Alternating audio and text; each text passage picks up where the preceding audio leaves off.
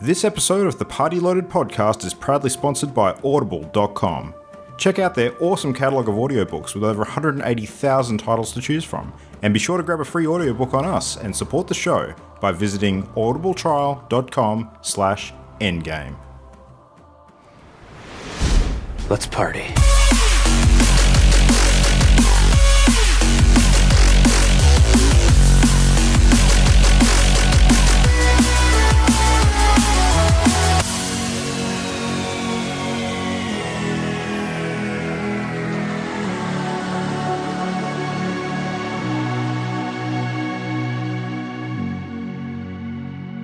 Hey friends, welcome back to the show. It is time once again for Party Loaded.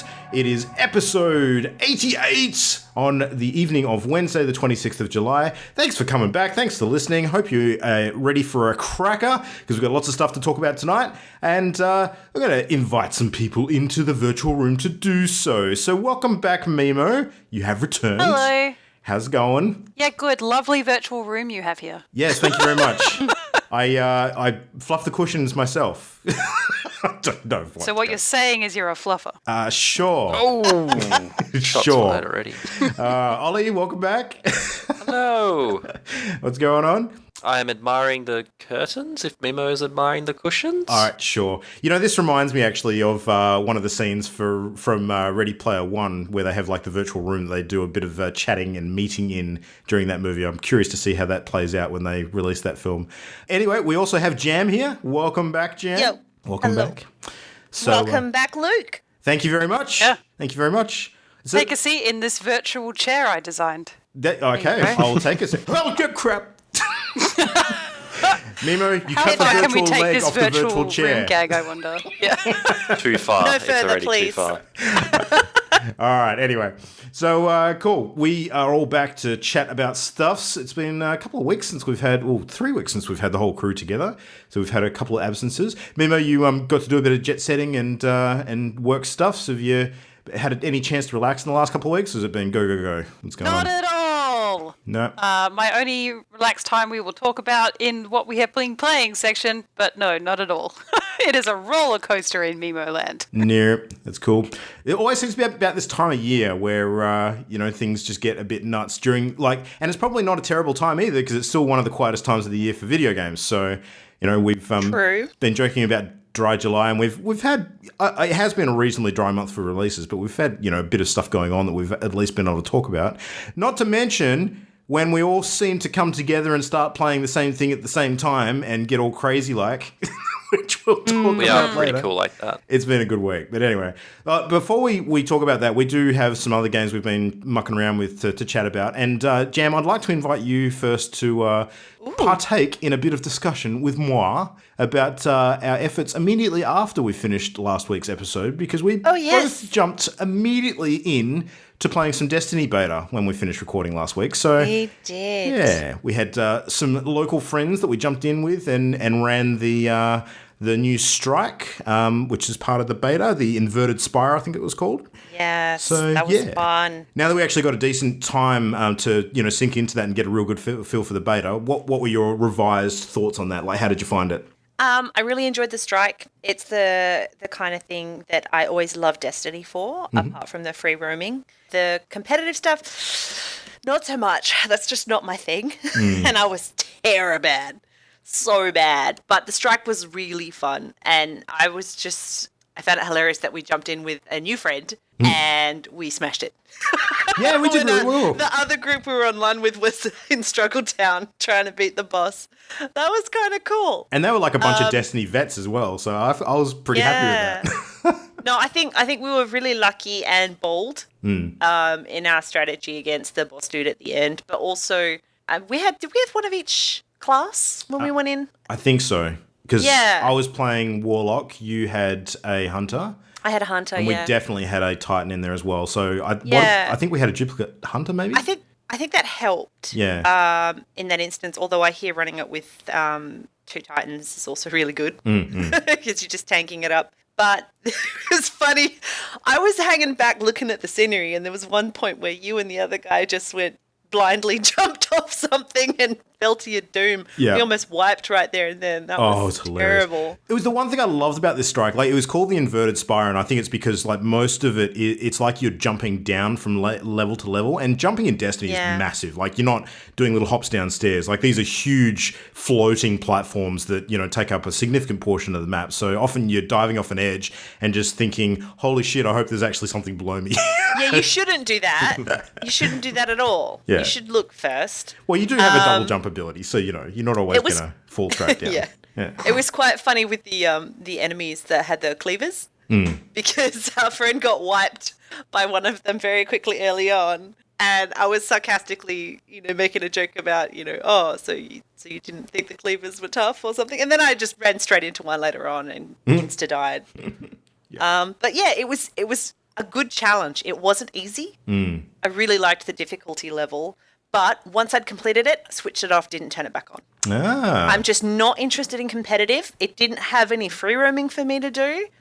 I'm keen to try Destiny 2. I know I'll pick it up. I enjoyed it. But there wasn't a lot in the beta for, you know, what I like about Destiny. So, Yeah, like, I mean, as much as I love that strike, and I really did love that strike, I thought it was fun as hell. And, you know, it was a good mix throughout that mission too. Like, there was one area where we got to, which was kind of like a big open quarry with like a giant sort of rock smasher sort of machine that was, you know, ripping rock off the walls that you kind of have to dodge as you're going around this big basin area.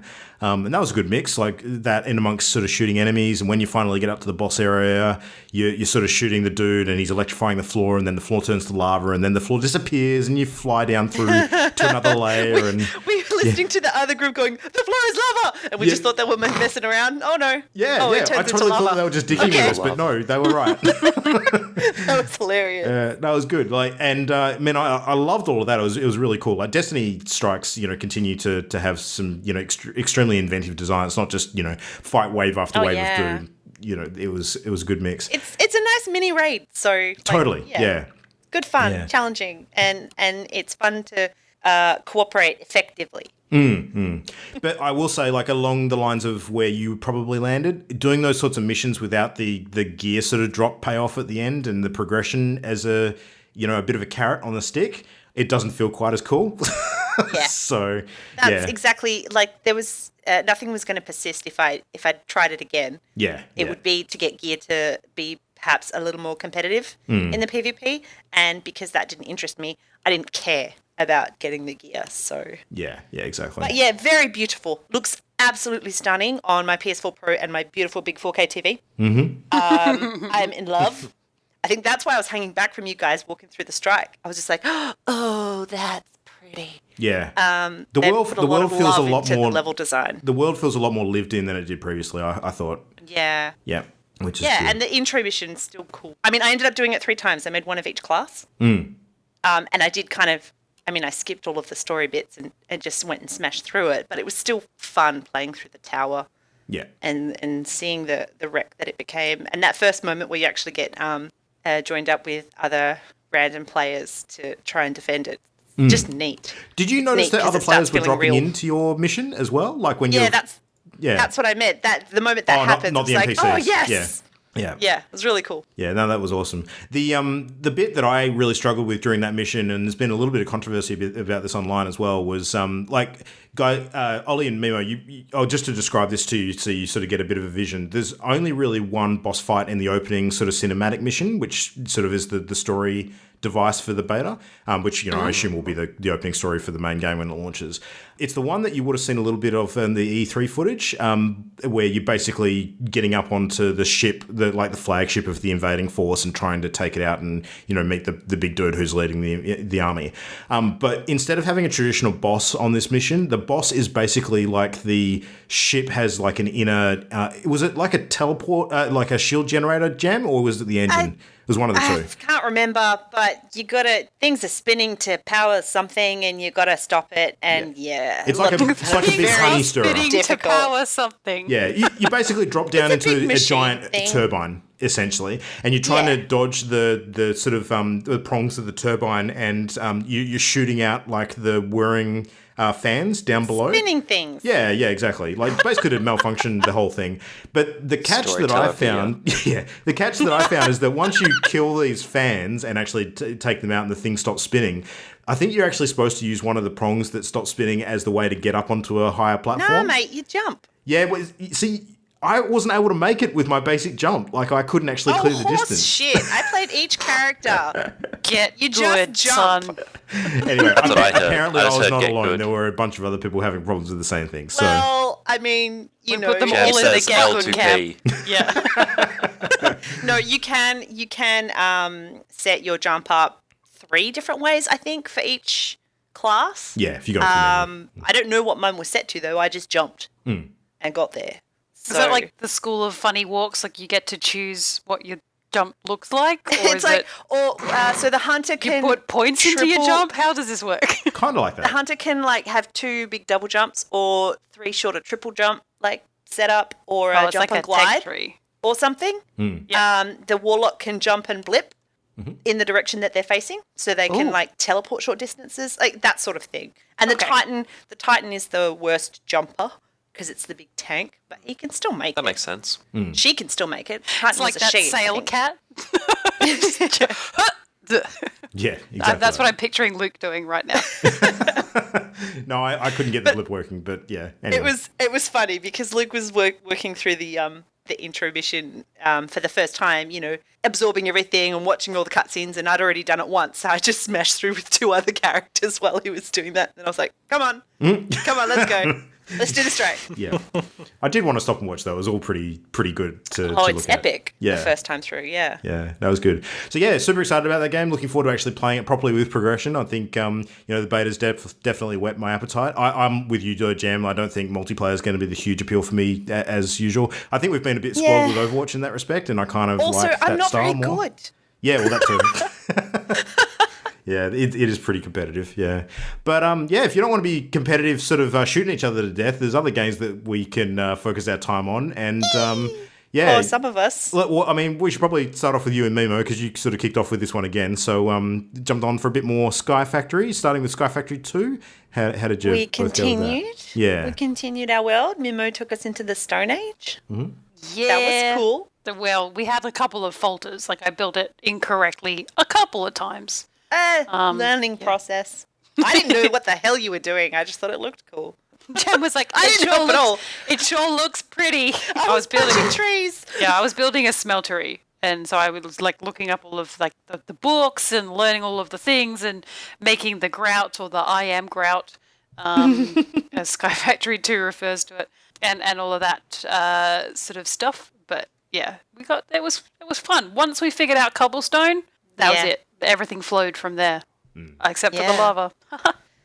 And then our dear friend Mark, thank you, Mark, put in some effort and actually set up a Sky Factory 3 server for us. And we had a bunch of people jump online to all try and connect to it for the first time. And there were hiccups, but most of us got connected. And we started to experience the joys of Sky Factory 3, Most. except someone. And I got to experience the joys of why won't you do this laptop for about 5 hours?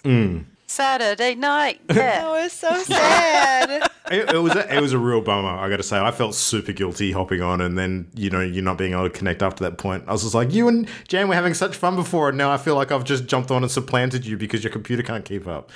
So, Yeah. it was a shame. It was reminds the me- bad times. This reminds me when I was like, let's play PUBG. Wait for a patch. Everyone else is already patched. I'm just sitting there listening. Yep. Yeah. It's okay, guys. You go on. It's fine. It's fine. You guys go on without me. It's okay. I'll be okay. I'll play some social games by myself. So we, in Sky Factory 3, there were about 5 of us who managed to connect. I mean, Imogen connected a few times, but timed out because it was just too strong for her little potato. The block of potato that Mimo. could- It was Yeah, there's a hilarious. block. We did realize at one stage that because we'd loaded into, because now I have 3 separate instances of Minecraft installed on my laptop, which is good times.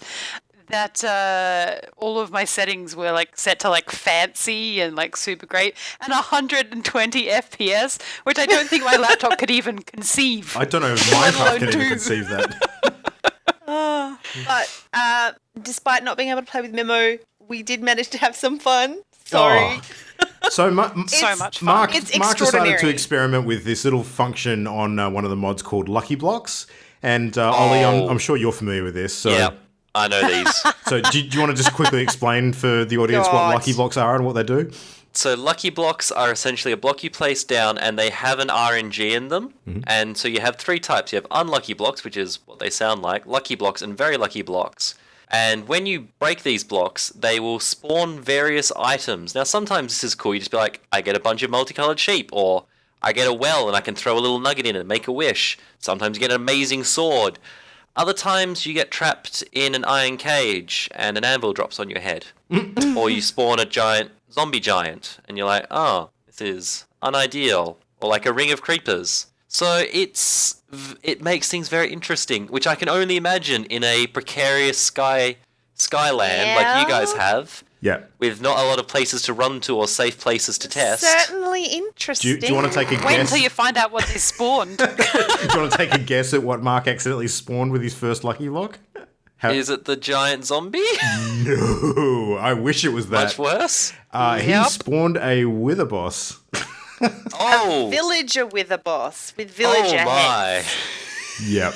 Shit started getting smashed immediately, and everyone's going, oh god, what happened? So for anyone that Mark doesn't know and Minecraft, I was just trying a block. for anyone that doesn't know Minecraft, this is basically a giant three-headed hovering monster that actually like throws like missile attacks at you, but it destroys blocks when they hit you with those attacks. So everything we were building was getting destroyed by this floating demon from hell. It was bad. It was horrific.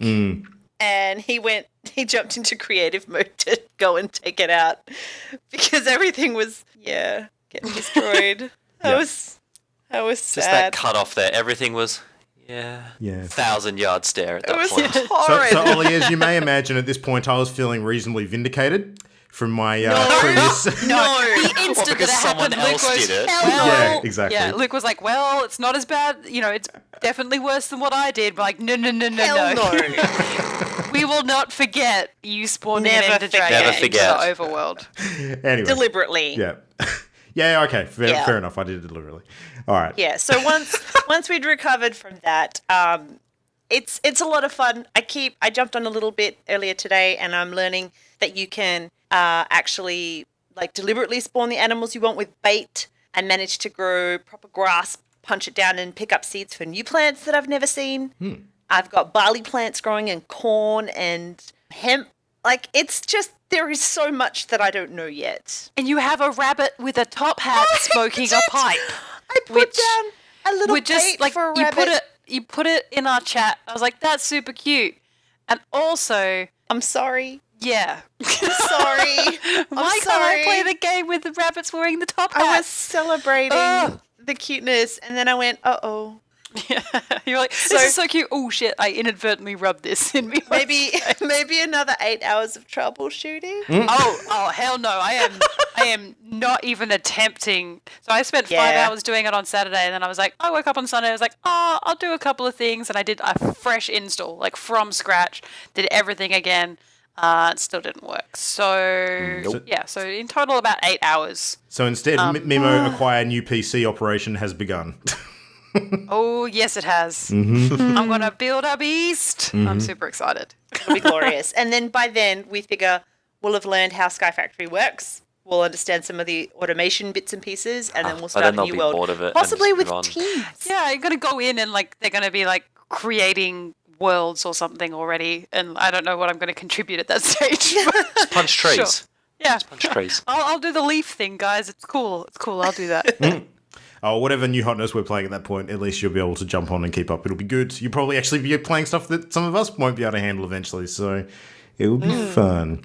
All right, well, let's dive into a bit of the other happenings of bits and pieces this week, if you like. So, Mimo, over to you. All right. Right. So the first thing that happened, which kind of made up for the end of Saturday, was at the beginning of Saturday and Sunday, I spent watching the Overwatch World Cup live stream from Sydney, Australia. So it was the the Australia included stage, which was Japan, Italy, Portugal, Sweden, and Australia? Question mark. Some combination of that. Sounds right. Now, you do need a bit of a degree to understand how the brackets work in the Overwatch World Cup. I very quickly came to understand because of the way that they use scores. So I'll do my best to be really simple about it.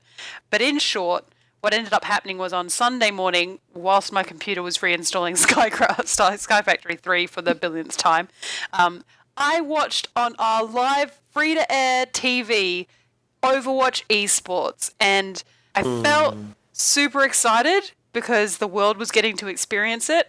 I felt a little bit scared because the world was getting to experience it, and we all know what happened when ESPN streamed Hearthstone, that the world nearly crashed and burned and died, according to the internet. And also, it was so good. It was amazing to watch people play Overwatch with a crowd, and the crowd was huge. It's one of the first times that we've had an esports event, like especially a Blizzard esports event, hosted in Australia, let alone broadcast on live-to-air TV. Now, did any of you guys watch it or watch the coverage after the fact? I caught the final round because that was pretty epic. It was so cool. I didn't get to watch that live. I was doing like other stuff at the time, but I watched the initial matches on Sunday morning between Australia and Sweden, where at the beginning of Sunday, Australia was a hot favourite. Now, the top two in the pool at the end of Sunday go to BlizzCon and compete for the Overwatch World Cup, which is pretty freaking cool. Now, Sweden, up until this point, were unbeaten. Australia, the day before, I think, had shown some pretty good form and looked really likely to sort of topple Sweden. But it was a super close match on Sunday morning, and it was very nail-biting, and they ended up in a draw at the top of the table, waiting to see who the winner of the other two groups would be. And so they ended up being versing Japan for the finals, and in the last overtime on the last map, managed to clinch a win just by capping a point. And watching the footage of just them capping the point is impressive. But if you can, try and find footage of the crowd watching it, because that gave me goosebumps. It was amazing. The crowd went insane because what that win means is that Australia is joining Sweden and going to BlizzCon to compete in the Overwatch World Cup, which is super cool. That's awesome. They're one of 8 teams, aren't they? Yeah, they're one of 8 teams, and the team that Australia field, I believe, is called the Blank esports team, or part of the Blank esports team. And we spoke a little bit about the Overwatch World Cup, and a lot of people pulling out, and a little bit of unsure, not really people being sure about what it was going to cost and what it was going to take. But Australia certainly were not expected to make BlizzCon, and so as is true of so many of our true sports ball wins, Australia is even when we are good at sports, we still consider the underdog in a lot of sports. And I feel very much so like our Overwatch team is going to follow that, and I for one will be sure to tune in, or at least if I have to watch after the fact Australia play at BlizzCon. That will be tremendous. Hells yes. I'm so excited. I now understand what it's like to watch sports, guys. Welcome. I say that. That's all very tongue-in-cheek. I love me a good sports game. But I was in my lounge room on Sunday morning, yelling at my television. So it was very, very cool. I do wonder if other Blizzard games, sort of similar to what they've done with Hearthstone, start to get removed from BlizzCon as far as their World Championships go, though. They start to do maybe separate events. Because I can definitely see Overwatch going that way eventually at some point.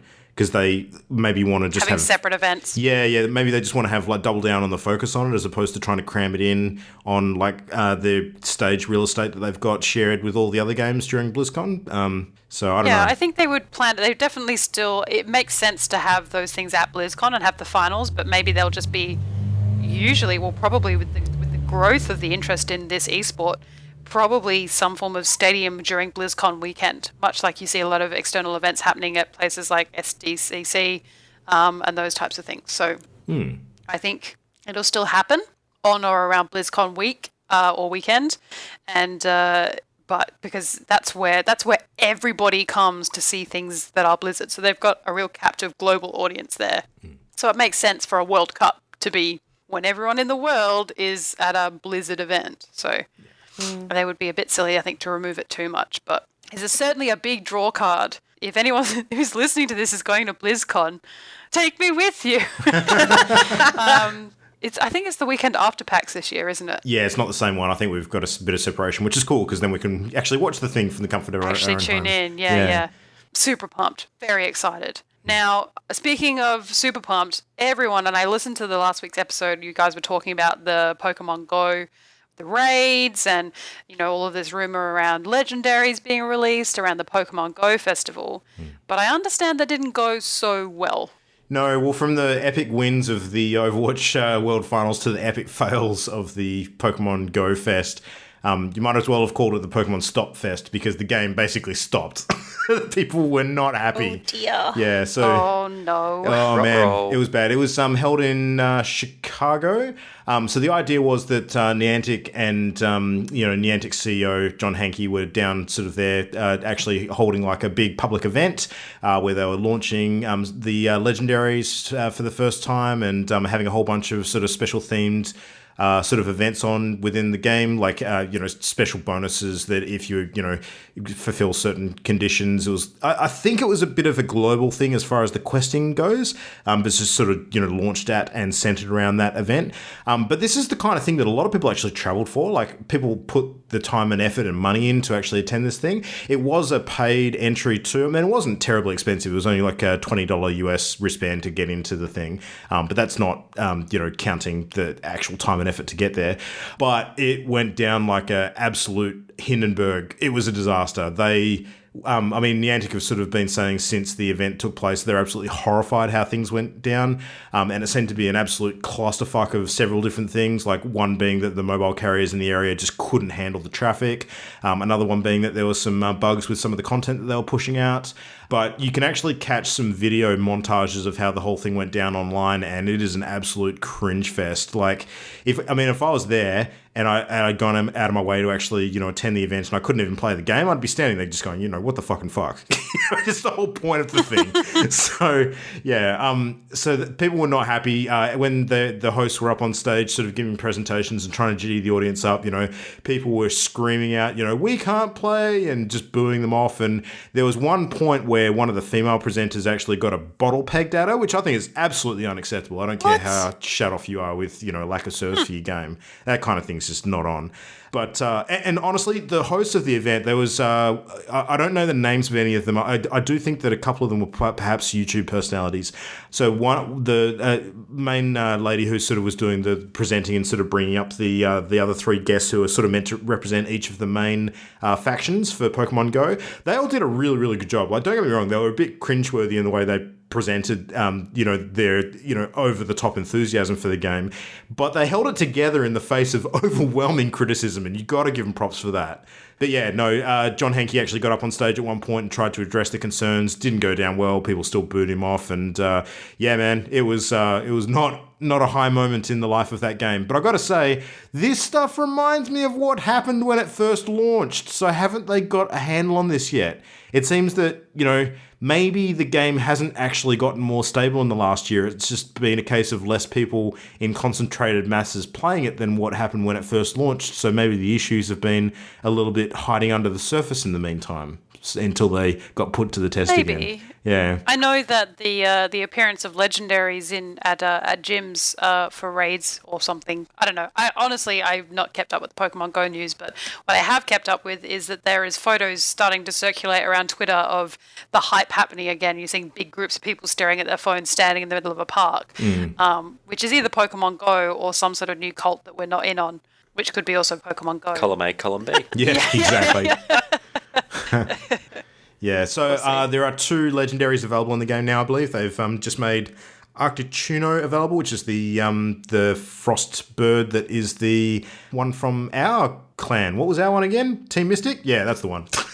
Yeah. The one that matters, Luke. Go Yeah, team. that's right. It's The only team. It's been a little while since I've jumped in and actually, looked at that sort of stuff. So the other one off the top of my head, I want to say is... No, I don't know. Wait, let me describe. Listen, I wish I had a photo so I could describe to you how it looked. Lugia, You that's had to the try one. and guess what it was. Lugia, Oh, yep. damn it.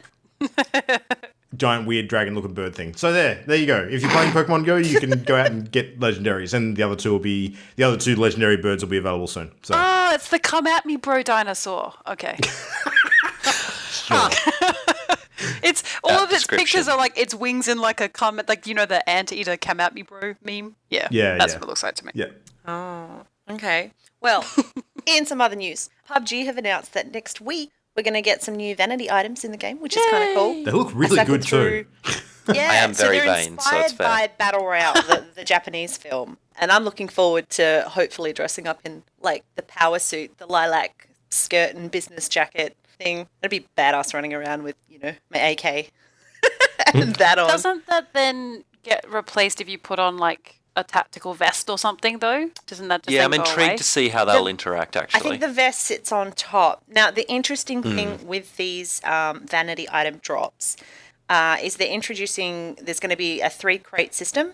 The Wanderer crate, the Survivor crate, and a third one is called the Gamescom Invitational crate. Now, the first two, Wanderer and Survivor, you'll have a chance at having some of the new outfits drop, and they're free to open. But, and this is causing some controversy, the Gamescom Invitational crate requires a key to open, and that has to be purchased with real-world money, $2.50 a pop. Apparently, the money's going towards the prize pool for the Gamescom Invitational, as well as select charities. Oh, it's like what they do So with that's Dota. Yeah. That's the reason for charging the fee, but it will have a greater variety. So there's a greater chance of getting some of the new items through that third crate. Some fans are not impressed. This is still in early access. It's not yet released, and they're basically, asking for money for the chance of opening a thing. It's, I don't know, the crowds, some of the crowds not being very not receptive to the idea. Paid content during early access is always a bit dicey, but I think, at least the good thing with this is it's cosmetic only. It's not actually functional, so... Yeah, that's true. If it was a pay to win situation, then the internet would have burnt it to the ground already. Yeah, for sure. Another interesting thing is that because these will be tradable items, once Gamescom Invitational is done on August 27th, that third crate will no longer drop in-game, but it will still be tradable on the marketplace, which means keys will still be purchasable. And I'm guessing that's where the charity donation pops in, any money received from there. But it's iffy. Some people are upset because they believe Playerunknown promised no paid DLC, essentially, before release, whether it's cosmetic or not. But the outfits look cool, so I guess we'll see. I'm sure people are still going to throw in some money at a chance of getting these. When the game launches proper, there's going to be a thriving marketplace for this stuff, no doubt. Oh, yeah. Yeah. I mean, already some of the items that you can receive from a crate are going for a couple $100 in the Steam marketplace because they're such rare drops. Or they're, I think some of them are early backer items that you can't actually get in crates at the moment. So it's, it is what it is. Yeah. This sort of the thing trench pops coat up. and stuff. Yeah. Yeah, so it's interesting. I guess we'll wait and see how that all pans out and what the drop rate is. Well, speaking of interesting, there was something that popped during the week that is a bit of a follow-on from what we saw at E3 this year. Some new footage for the new Middle-earth Shadow of Mordor, or sequel, Shadow of War.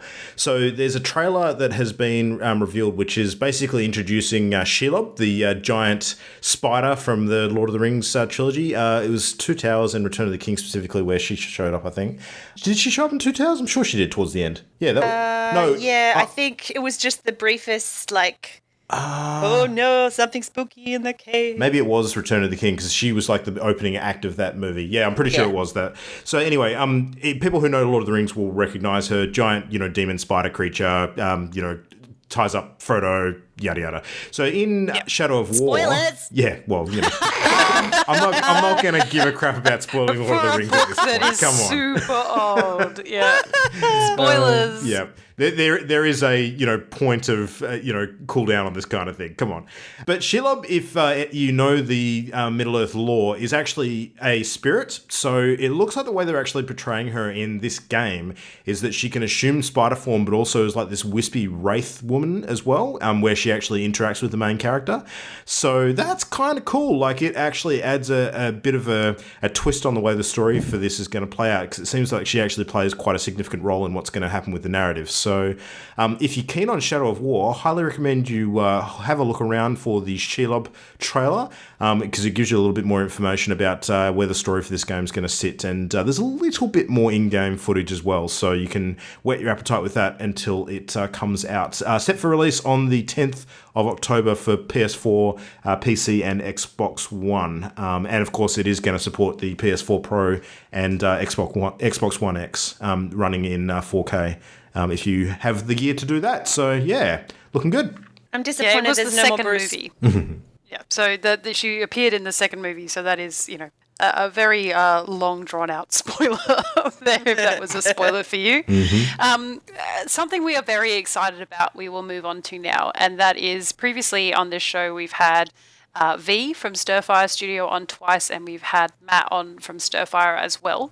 And today saw the launch of Stirfire's initial public offering. They are floating on the Australian Stock Exchange, which is super exciting for a number of reasons. Yeah. Number one, they will be, I think, the second games company to float on the ASX if they are successful. There has only previously, I believe, been one or maybe two. I'm pretty sure they're the who've first done it in the Australian past. company. There's been another overseas company that's floated on the ASX, but they're the first Australian one, I think. Oh, there you go. Yeah. Oh, that's even cooler. Yeah. And obviously the second reason why that's super exciting is because they're a West Australian games company, and we are all big supporters of what it is that V and her team over there do. So you can go to Stirfire's website to look that up, and they've got a full prospectus there, which I know that V has been working on for a very long time and put an awful lot of effort into, so it's worth a read. Their offers, I think, the IPO will close mid-September,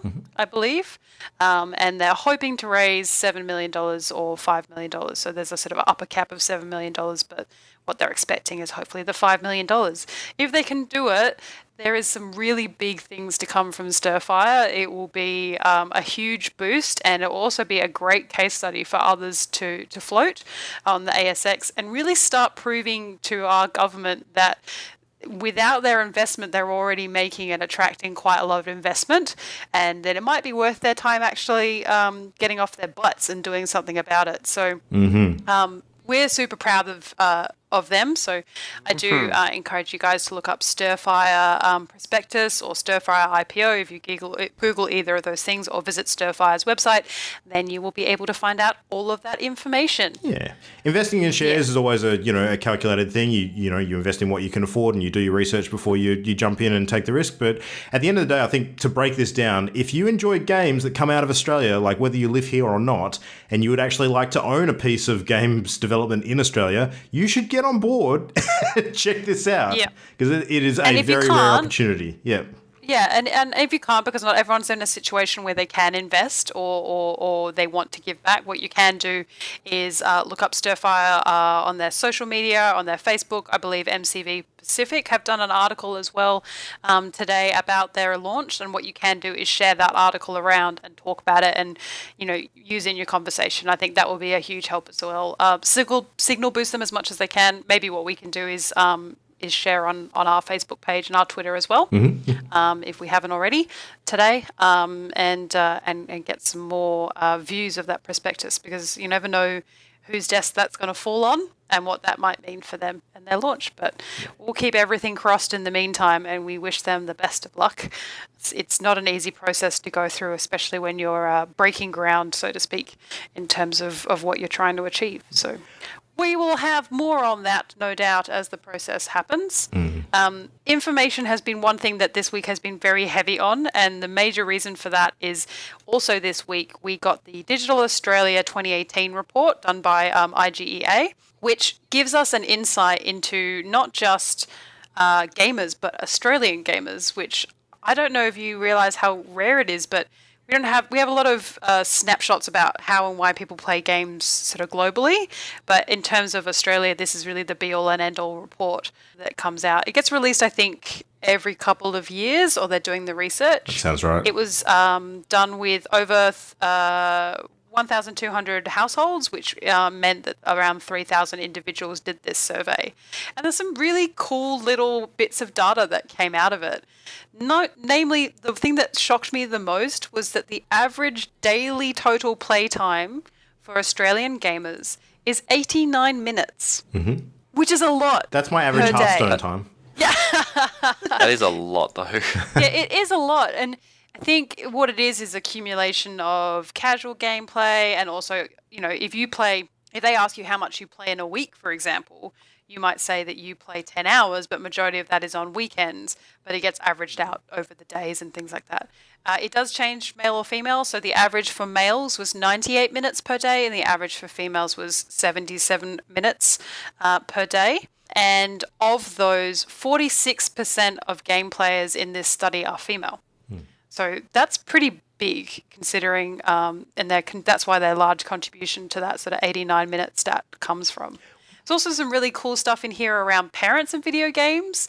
So 75% of parents have rules around children and their gameplay, and 89% of parents in the study talk to their children about video games, which is actually really cool. And as this study continues year on year, I think you're going to see that stat sort of jumping up, because the actual stats around the amount of gaming equipment in households was also fairly alarming. 97% of homes with children have computer games in them, which is huge. 60% of households have 5 or more screens. That's crazy. Which is not so. Yeah. 80% of game households have more than one game device.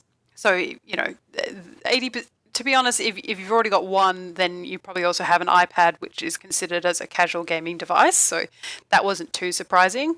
16% of game households have a virtual reality headset. Oh, wow. That stunned me. That's in surprising. Australia, which is incredibly surprising. It's very early days for VR. Yeah. And it would be interesting. I haven't dug through the survey to a point where to see if they just say what headset that is. But I feel like the PSVR has probably had a significant impact on that. Yeah. There must be a few gears out there as well. Yeah. And if not to speak volumes about our internet and the cost of internet in Australia, 33% choose not to download games due to data limits. So, I think internet needs to be something that if we're going to invest in the games industry, we need to start thinking about. And maybe the fact that we don't invest in our internet very much is a key teller for why we don't invest in games very much. And maybe those two things are connected, but we'll see. But anyway, I could go on for days because I found that report super fascinating. It is, if you Google DA18IGEA report, you will find it. You can read the report in full, which is very exhaustive and all sorts of graphs and interesting information, or there is a little infographic on that same page. But you learn more about, us as gamers is fascinating. And, I need to up my game. I don't feel like 89 minutes a day is what I'm doing at the moment. So maybe that's why I'm bad at games, guys. When you get your new computer, I wonder if that'll skyrocket up a bit. We did have that discussion yesterday. And Yes. I feel like there's a lot of pressure on me to be instantly better at games because my computer is good. And that's kind of like saying I'm going to run faster when I get new running shoes, and that definitely doesn't happen. So I mean, we're just impressed you're playing Overwatch on 5 frames a second. 15 frames per second Overwatch 15, is an sorry. experience. At one point, you're like, I have one frame. I have one a frame. whole frame. You had Yeah. a flip book. Yeah, you were pretty playing much. on a flip book. I'm Must be pretty a good much. frame. Yeah, it's like, the old-timey, the sepia kind of like, you get one thing and then you get what they've said and then you get the other thing and then what they've said. That's me playing Overwatch. A silent movie. It's pretty much a silent movie. Whenever I start playing a magical. game of Overwatch on this current laptop, and I don't want to talk too badly about it because it will just crap out mid-podcast just to spite me. Like, just for that. Yeah, just for Blah. that. No sound for you. But yeah, no, I start games with no sound other than the voice. I get all of the voice lines, but I get no firing sounds. I get no nothing. And sometimes I start the game without actually seeing players. I just see their bullets. And she doesn't have the loading screen too, so she's going, are we attacking? Are we defending? I always have to rely on other people to know whether we're attacking or whatever. And everyone's like, Imogen, hurry up and choose your character. I'm like, I've not even loaded that screen yet. I can't do it. Yeah, So now my we're life, expecting my a life is superstar. so hard, guys. The struggle is real. Yeah, it's really the very definition of a first world problem. But yeah, I think Overwatch, definitely. I will probably enjoy Overwatch a lot better when it is not a flipped book of 15 frames per second. or when you're yelling me, get on the point. I'm like, I am on the point. And it's like 4 seconds ago I was on the point. I just can't see. Yeah. Aw. But thankfully, there is one game that your PC can run. It's true. And it's one that you dragged us all into that we all willingly went into. It was very And tactical, though.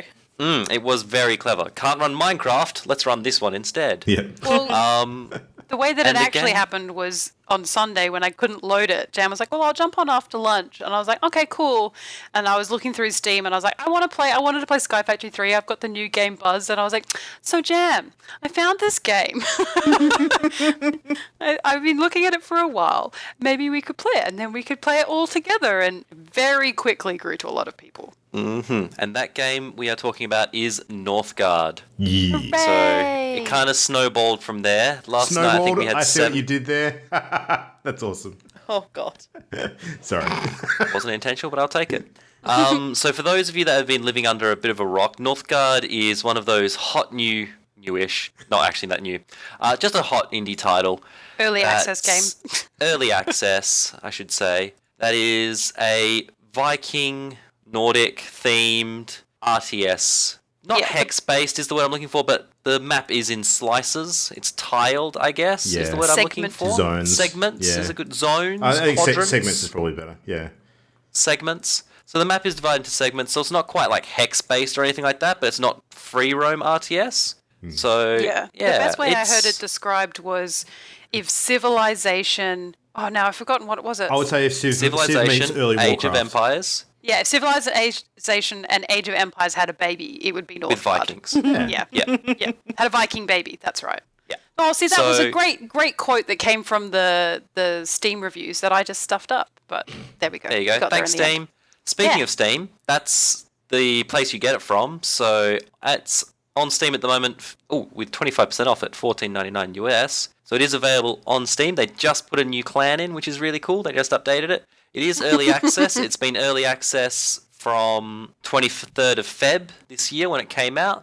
So it's been going a while, and it does have 4,000 very positive reviews overall. So that's pretty solid indicator of that it's a very decent game. It's one of those early access So- games that while it's missing a little bit of its content, the finished product that we've got in our hands now seems very polished. No. Yeah, it Yeah. is very polished. So Yeah, it's still missing its campaign mode, and for me as an old school RTS player, I do miss that. Like now we played a couple of games against each other. I want that campaign mode because I don't want to really play against AI by myself. I'd much rather struggle against a campaign, but I'm assuming that's coming soon. It's missing one last clan as well. There's supposed to be 6 clans in the final game. So Ooh. So with the game itself, so it plays like a traditional RTS in that you have a base that you start with, you have worker units called villagers, and you have several resources that you need to manage. In this game, you need to manage wood, not that sort of wood, Luke, I can feel you smirking already. manage my wood any day, champ. Food, Dear. so wood, food, you also need to manage coin, or I've forgotten the name of it. They have the weird Nordic name. Someone help me out there. Crones. Crones, thank you. You also need to manage stone as a sort of specialist resource, Yeah. and iron as a sort of specialist resource as well. And there is a very important resource that you need to manage, which is happiness The one you get with plenty of as wood. well. There you go, especially in winter. Yeah. Nothing else to do in winter but use wood. Exactly. So it goes up quite a bit. I hate you all. So This is the best. It's like the continuation of the Settlers of Catan puns just It forever totally in this is. game. Yeah. Wood for sheep. Yeah. Wood for sheep. yep. So they're all New Zealanders. Sorry. There is So also you sheep. have- Sheep are a resource. Exactly. They always are. You got to keep the Kiwis happy. Oh, dear. Shots So, fired. oh, of course. So with that, you have to manage your resources. You expand through these tile segments. Did we decide on? Yeah, let's go with segments. Yeah. You expand through these tile segments by colonizing them, and colonizing has a cost. You build various structures that allow you to gather resources. So you might build a woodcutter's hut to chop down, so you can transfer your villagers into woodcutters. You can maybe, if you have deer going around, you can have a hunter's lodge. If there's fish, a fishing one. If there's a fertile land, make a farm. You build houses. You can build defensive towers and so on. Very important, actually, the placement, apart from, say, putting your woodcutter's hut right near a lot of trees, for example, or your farm on fertile land because you can't put it anywhere else. The placement isn't super important. Now, unless you're micromanaging I a lot. thought that initially, but I've revised my opinion on that quite a bit after last night's games. I think there's some strategy involved to placement Okay. once you get the hang of it. It depends will on the say- segment heavily. Yeah. Yes, it's very map driven, but I'll say it's less dependent than a regular open map RTS. Absolutely. Yeah. Yeah. Is what I'll try and get. So compared to one of those, it's less vital. Yeah. So It doesn't. They don't go out, collect food, and you only get that food when they return to a silo. It's sort of like for everyone you have collecting food has a modifier over time. Yeah, it just starts ticking. it works off a tick system. Yeah. Yeah. Yeah. So the game itself is broken down into years. So you'll have these nice summer and spring segments, and you'll have these horrible winter segments. And in winter, obviously, it's a bit colder, so your farms don't work as well. You need to burn more wood to keep warm. Your guys eat more food. All those sort of bad things. So yeah, you do need to actually build up your stores for winter. Combat effectiveness is reduced too, which is kind of important, I discovered. So Unless Depending you're a on the wolf clan. I think, or bear clan. Bear clan, gives no yeah. shits as well. yeah, it's an upgrade. Yeah. So that is something that's very important. Now, on top of that, in case the game wasn't trying to starve and freeze you to death over winter, there's also natural disasters as well. So you can have rats come and eat your food. You can have a blizzard in winter, which royally fucks you even more. I think it doubles everything again. Yeah. Which is just horrific. And winter is always coming in this game. It's always on the way. Just white everywhere. There is also, what was the other one? An earthquake. Yeah. You can get, which damages 20% of your buildings. So if you've overextended your buildings, you can get screwed over there. And the portals. And if not, you can just have Draugr just rock up at your base and go, we're going to kill some of your mans. Is that all right? Cool. Tight. And if disasters weren't enough, if you're near a wolf den on your borders or a Draugr tomb, they'll just wander in and just start murdering your mans. So that's pretty fun. Now, speaking of mans, by the way, this is one little thing I really do like. There's an even split of men and women in the game, depending on which units of yours die. So that I really Except the game continually refers to me as a male. Yes, I thought that was it's like- hilarious. Blah, blah, like Mimo's clan has achieved a blessing, 3 more blessings, and he will win the game. And I was like, if you're going to make it equal opportunity villages, then Just I make don't it know why they. you would put a pronoun in there. Yeah. But yes, apart from that, villages themselves are a resource to manage. So you don't build... So you get a certain number of villages and they increase over time depending on your happiness and how much space you have available in your housing. So depending on how happy you are is how fast you recruit them. And you can only recruit up to your cap based upon your housing. And unlike most games where you go, I'll buy this tank and then I'll buy this flying unit and then I'll buy this shooty pew unit. You actually assign your villagers to certain tasks. So a hunter's lodge might have 2 slots. You assign 2 villagers, they transform into hunters. If you then say, I actually need those hunters over here to mine some stone, you can then transfer them to that. Now, for some roles, there is an intermediate step. You have to take them back to their house or your hall, turn them back into regular villagers, and then off they go. But for some, they're also just click and switch, which is quite nice. So if you want to, say, have tons of warriors, well, then you're not going to have many villagers necessarily chopping wood or farming. So it's a nice balancing act, which I quite like because it's not an explicit resource. There's not just saying, you have 300 wood and 400 food. It's what I like to call a subtle resource. You have to think about it and manage it, but it's not an in-your-face stat going, you have this. If you don't do this, you're going to die sort of thing, which is really nice, actually. I quite enjoy that. I think the retasking is important in giving you something to do sort of mid-game rather than just sort of sitting around waiting for things to build. Like, because you're always focusing on what your dudes should be changing to get the most out of whatever moment you've got in the game. So you're always looking for opportunities to switch them around, I thought. So, Exactly. And there's a building even in there that encourages that. The mine building is a finite resource. You have to reassign guys afterwards, although they just stand around with their pick in the hand going, well, we're bored. There's an empty mine here. And you're like, probably be doing something. Mm-hmm.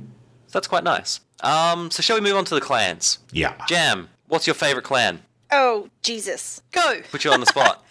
I don't know yet. I've played each one a few times. Okay, I liked playing the Stag Clan because you get to start with slightly more abundant resources in your stockpiles. That was good. But Bear Clan's fun because you can have a big bear running around fighting shit for, I don't know. Yeah. So, for those at home, there are 5 clans. I'm not even going to try to do their regular names because I'm slack. So I know there's the wolf is Fenrir. I'll always remember that. that one's an easy one, to be fair. I like the Fenrir one. Who is Thor's wolf. Oh, of course. And then there's Hugin and Munin, which are the Raven ones. I remember them because Odin is a cool guy. So anyway, there's a Raven clan, there's a Stag clan, there's a Goat clan, there's a Wolf clan, and there's a Bear clan. So far. each clan, so far there's one more. We don't know what it is. Maybe like a Serpent clan. That'd be cool. So each clan has different bonuses at the start, and each one sometimes they will also change a unique unit that you can get. So for example, with what Jam said, the Bear clan can actually have a bear unit. Their war chief is actually a shield maiden, and so on. I think the Fenrir one get a berserker instead of a war chief, something like that. That's right. And so each clan will also have slightly different variances in how they play. So the Wolf clan is a bit more military. The Bear clan is quite good at winter and a bit more defensive. It's defense, The Stag clan is a bit more the commerce side of thing and the resources. I would say and a bit of more fame. Yeah, I'd say they start be with extra more resources, showy though. and fame. Yeah. Yeah. Whereas the Raven clan, I have no idea because I've never played them. They're Trade and commerce, yeah. They're trade. Yeah. There you go. So each clan does play slightly differently, and the different clans also have different upgrades in the tech tree. Oh, sorry. One more resource I forgot, lore. So you do have a tech tree, and you manage that as any other resource with builders in certain units. Buildings with certain units in them. So you could have a runestone with a lore master in there, or you could have guys going off with raids. I have and getting a pro some tip lore.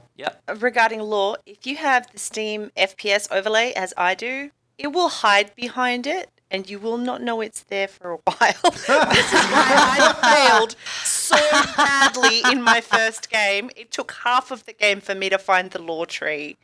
So switch that off. Or else just remember to check up there occasionally. Solid tip. And keep an eye on your lore because unlocking that stuff, it's so necessary. And oh my God, was I hamstrung. I just like the I didn't theme of see it. Like wisdom or tech, or they usually call it research in RTSs. And the theme of it as, you're studying the gods and therefore they give you their blessings or you learn different lessons to work towards their blessings. I think it's really cool. I like it. It's fairly unique. Yeah, agreed. Yeah, and that's a good segue into the win conditions, I guess. So with those, there are several win conditions. Mimo just mentioned there's a law or a tech victory, essentially.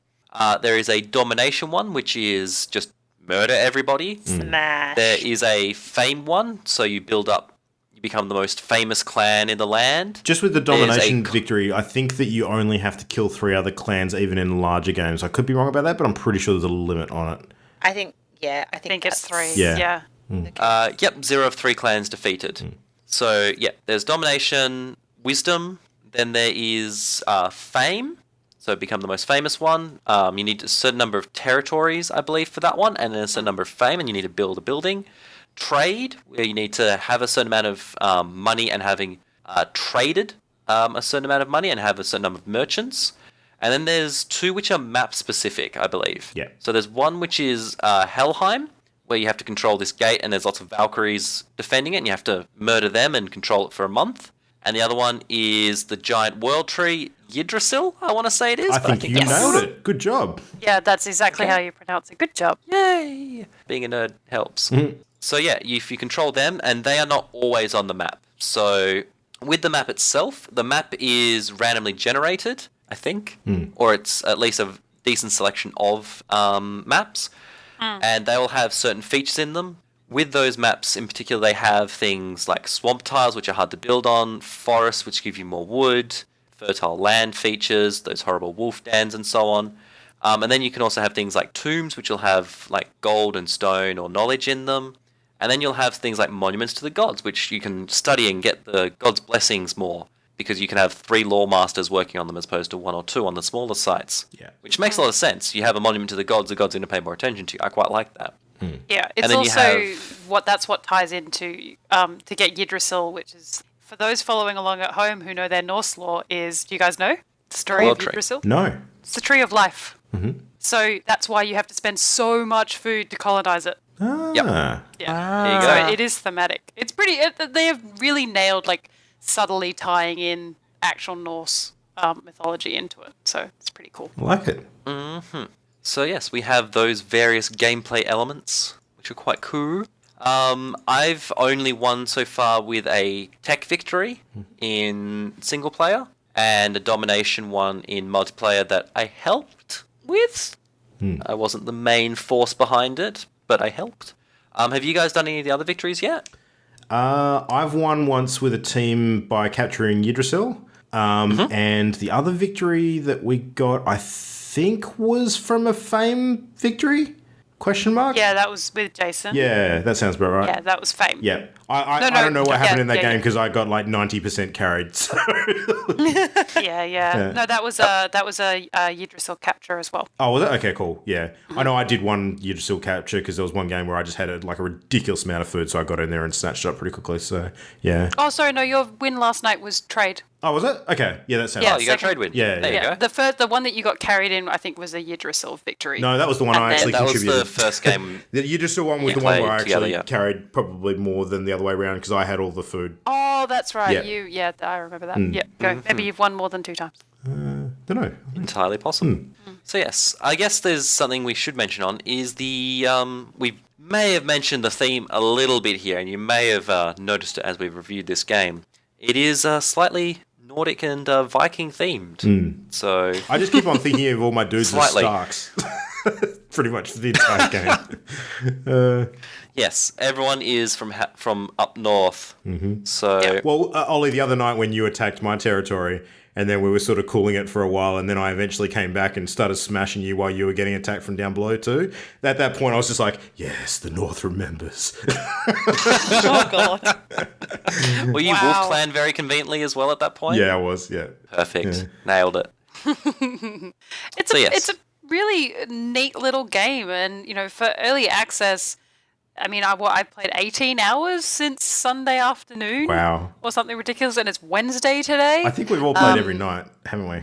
Pretty much. I mean, Yeah. I was kind I've of only hoping played that we'd 7 finish the hours. podcast Sorry. earlier so I could play again, but yeah, not so much. But I really like the style of it, and the art style of it, I think, is really good. I don't think it's overly complicated. I don't think it's too chibi-esque. Like, it doesn't make a joke of it necessarily. I'm trying to think of another RTS to compare it to, but I can't really. I mean, Civilization is probably the closest I can get in terms of your placement of things, because it doesn't really matter that much.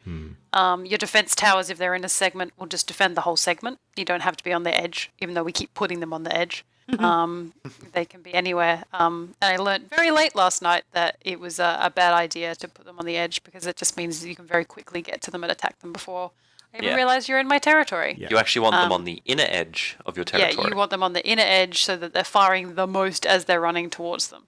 Yeah, you can get screwed by terrain. A couple of us got screwed in a couple of games where you want to try and get to the Yggdrasil or the Helheim gates, but there is a wall of Draugr around you that no one else has. And when you're playing a free-for-all game, that kind of sucks. The best thing about it is that it's online multiplayer. Bonus. Yes. We really like those. It's also up to 6 players. That's awesome. In a free-for-all mode, 2v2v2 or a 3v3. You've got 2v2, you've got 1v1. You can play a 2-player game. all of these different modes of play to really suit what you're going to do. And we've done all sorts. We've done, 2v2v2, 3v3, and we finished up last night with a 6-player free-for-all, which was actually really good. It was difficult to sort of keep a rein on what everybody was doing. Hot tip, if you play the game, because a couple people learnt that only towards the end of the last game, is if you press V, you will see everyone's progress towards the win. It's like using tab in an FPS. Super important. Super important. And I said, blah, blah, blah. I just clicked V and I didn't realize I was... Harry's like, I'm sorry, what? What is this key? I was like, do you not wonder why I'm saying, oh, so-and-so is this close and blah, blah, blah? And he's like, no, I just thought you were like next to them so you could see it. Like, no. So, we had it's really good. It's nuts good already, and I'm really enjoying it. I would like a campaign mode. I do like hoarding things for a king or trading things or, those types of things, and playing into a story-esque campaign would be really cool. And it's also a good way to sort of play and learn to play the game in different ways and under different conditions. My favourite mode so far has been the 3v3. I really enjoy... Just as we're learning how to play the game, the strategy that we've developed was We can never do that again. We can never do that again. Oh, I don't know. We might be able to. So we had to very quickly figure out our placement relative to each other and our enemies on the map and the resources in those areas to determine who was going to be responsible for doing what and what our win focus was going to be. I ended up being in the middle between Imogen and our friend, and we were on a team together. So they were able to branch their territories sort of forward and around mine to hedge me in, while I devoted all of my resources into learning lore as fast as possible. And it was just magic, because Imogen built up her military and sent it out and sort of poked people and then hid in forests, and she was look over here. I was furiously the working. wounded deer distraction tactic is a tactic that Wuto, who we were playing with, and I have done multiple times in other games, and basically was close to another friend of ours, Jason, who listens to the show. Hi, Jason. Who really enjoys attacking me in games, regardless of what the game is, for whatever reason. And so I ended up being right smack bang next to his territory. He entered it, whether by accident or just to annoy me, I don't know. But I was like, okay, cool. I'll make a play. And I didn't look strong. I wasn't built defensively at all. And I was like, I'll just keep throwing some things at him, keep him a little bit distracted in what's going on. Wuto sent over a significant army, and sort of Jason sort of backed off a little bit. Another friend of ours, Ari, was like, oh, well, she's building a defensive tower and she's only got 2 guys there, ran onto our land, only to find that Wuto's entire army was hidden in the forest right next to him. And he noped the fuck out of that. It was so good. It was really, really good. And so they focused on trying to get through to my sort of clan ground, and the one of the really smart things they've done with the online multiplayer is enable a really good in-party chat system with typing, so you don't have to rely on Discord or things like it, TeamSpeak. Because we're all in apps. Discord together, so there was no secrecy with what we said out loud. So we did the typing thing, and Jam was just, I said, look, Jam, just let me know how close you are and how much time you need, and I'll just decide when I need to throw all things. And while they were pushing for my main base, Jam was like, just honestly, give me a minute and I'm done. I'm like, I just started piling villagers, pulling them off every single thing that I had and throwing them into warriors just to help me survive long enough for Jam to win the game. So just suddenly you just get this victory screen and everyone went, oh shit, we did not even realize that she was that close. I realized in that game just a little bit too late. Yeah, you couldn't do much. I had 7 lore masters and 6 people on ships raiding for lore. It was nuts. Everything was just max lore. But it was fun. We developed this strategy, and it was just so much of it is luck, where you're placed, what resources you have. Having more shores is good for developing lore, because you can build more harbours, and you can send those ships out to raid with more people. But I was limited to only 2 beaches in that game. But luckily I was nearby a lot of stone, and I could create a lot of little stones to pray to for for wisdom and lore. So I found the trick with was those pretty good. trick with those ships though was that the dudes that you send on them to be sailors are effectively removed from your area for a bit, so it's hard to sort of retask them if you need to quickly move them around. you don't retask Yep. them, but what they do is they generate a buttload of money. So I was raking in the cash. I would build a marketplace in one of my areas, dedicate a villager to it, and if in winter I'm starting to run short of food and wood, if Alan Imogen couldn't trade with me in exchange for my money, I'd just purchase it through the marketplace. That's how I kept on top of my resourcing with far more limited. But I said to that from the outset, I said to them, look, my food and wood, resource is going to be low for the whole game because I'm just dedicating so many people to lore. But it worked because as a team of 3, you can actually strategize and plan ahead for that. So it's pretty cool. It's a nice It is little pretty win. cool. It helps to know who you're playing against as well. Like we have Yes. a group of people who, we know some of them are very good, especially at strategy games, Boito and Jason especially. So it was sort of like one of those things. I was like, I've never on Jason's team, not once, No. in all But the there was games that we've played. There was another game, so that V key is really important. There was another game where we were in a free-for-all, and Ollie, despite his protestations, was about to cap the tree in the middle of the map. He'd accumulated a ridiculous amount of food and managed to take over the middle tile. And I sent my guys in just to stop him. I managed to hurt his warriors enough that he ran off. And I maintained control of the tile. I was so focused on that, I didn't realise that Imogen had taken over my progress in lore. There was no way I could cap that middle tile. I had no food. Like, as a desperate measure, I sent most of that little unit into one of her areas to kill 2 of her lore masters, not realising that actually removed one of her victory conditions. So while she hit the max lore requirement first, she didn't have enough lore masters to tick the win condition. Nope. And I had no way of gaining them back. And I was only like half a minute behind. Yeah, Jamie was pretty close. It was a mad mistakes scramble. were made. I got a little bit, I saw Ollie was winning and I knew that I just needed to delay for time. So I sent people into his territory and I should have started doing that and then realised that I needed to protect my own. But I did not. But lessons learned. But it's so good. Once you've got a grasp of what everyone's doing, you're actually able to affect their progress in a very specific way like that.